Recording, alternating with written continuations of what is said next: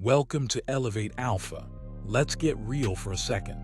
Have you ever worked so hard to get something, and just when you're about to finally reach it, you quit? You ghost, you pull back, not because you couldn't do it, but because something inside you whispered, you don't deserve this, that. That's self-sabotage. And if you don't learn how to fight it, it will quietly destroy everything you were meant to build. So let me ask you this. How many dreams have you let die because fear felt safer than success? How often do you blame bad luck when it's actually you holding yourself back? And how many more years are you going to trade your potential for comfort? You weren't born to be a prisoner in your own routine. You weren't meant to live life stuck in neutral, watching the same cycle repeat with different faces and slightly better excuses. Today, we're going deep, not just into what self-sabotage is, but why you do it, and more importantly, how you stop. What is self-sabotage really? Let's break it down. Self-sabotage is when your actions don't match your intentions. You say you want love but push people away. You say you want success but procrastinate every step of the way. You say you want peace but stay in chaos because it's what you know. And here's the kicker. It's not because you're lazy, weak, or broken. It's because your brain is trying to protect you from pain, from disappointment, from failure. But in doing that, it's also protecting you from growth. Let me tell you about Jake, a talented guy I once coached.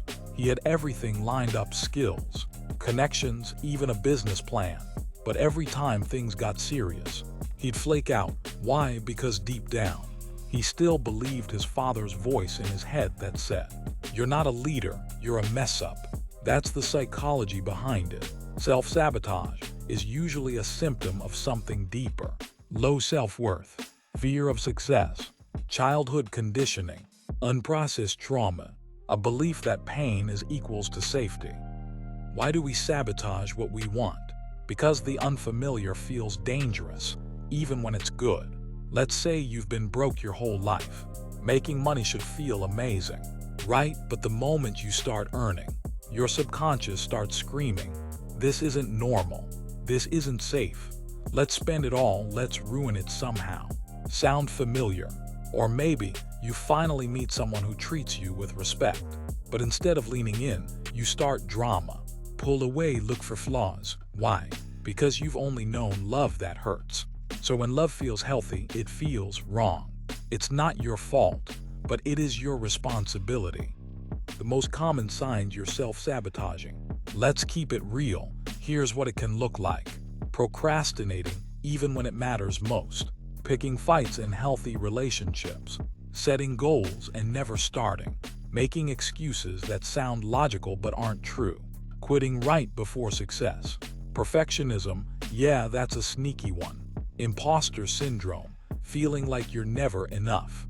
If any of these hit you hard, don't panic. It just means you're human, but it also means it's time to rise.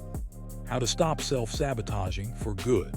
Now let's get into the how. Simple, practical, backed by psychology. 1. Become aware of the pattern. You can't heal what you don't acknowledge. Start journaling your triggers. What do you feel right before you pull away? Binge, lash out, or quit. Awareness is step 1, always. 2. Identify the root belief. Ask yourself, what would I have to believe about myself for this behavior to make sense? If you procrastinate on your goals, maybe deep down you believe, "I'll fail anyway, so why try?" Boom, that's your root. Challenge it. 3. Rewire with self-compassion. No, you don't hate success. You just fear what comes with it: pressure, visibility, judgment. Start talking to yourself like someone you deeply love. Try this mantra: I'm safe even when I grow. I deserve the good I'm building. 4. Micro wins over mega goals. The brain resists change when it feels overwhelming. So instead of saying, "I'm gonna change my life this month," say, "I'm going to show up for 15 minutes every day." Momentum beats motivation. 5. Visualize the version of you who doesn't sabotage. Literally close your eyes and see them. How do they walk? How do they speak? What habits do they follow? Start becoming them in small doses. Identity creates behavior. 6. Surround yourself with people who see your light. Sometimes we keep people around who confirm our self-doubt. Choose those who remind you who you really are, not who you were in your lowest moment.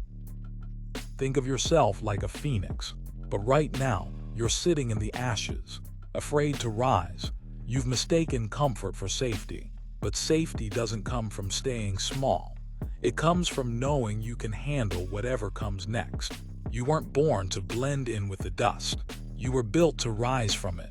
Listen, you don't need to fix everything overnight. You just need to stop standing in your own way. You have gifts the world is waiting on. But if you keep dimming your light because of old wounds and outdated fears, you'll never know what was possible. So tonight, before you sleep, I want you to ask yourself one question. What would my life look like if I stopped being afraid of my own power? And then, don't just dream about it. Start acting like it, minute by minute, day by day. Because this version of you, the real you, is worth fighting for.